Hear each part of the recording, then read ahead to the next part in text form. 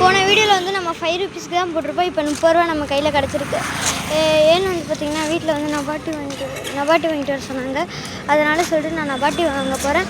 இப்போயும் திருச்சியில் தான் வாங்க போகிறேன். என்ன திருச்சியில் வந்து ஒரு வேலை விஷயமாக வந்திருக்கேன். சரி வாங்க எவ்வளோ என்ன கிடைக்குதுன்னு பார்க்கலாம். சரி சாக்லேட் ஃப்ளேவர் தான் கேட்டாங்க. சாக்லேட் ஃப்ளேவர் இருக்கா இல்லைன்னு பார்க்கலாம். இதே நம்ம ஊரில் ஒசூரில் சாக்லேட் ஃப்ளேவர் நிறைய கிடச்சிரும். இதுங்க பார்க்குறேன். சரி இப்போ நானும் வந்துட்டுருக்கேன்.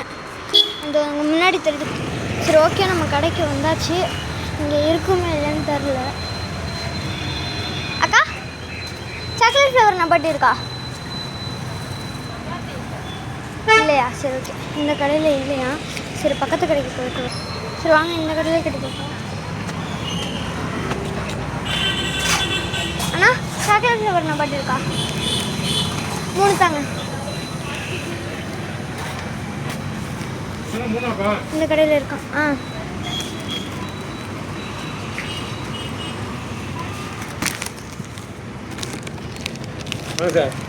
சரி இந்த கடையில் இருந்துச்சு.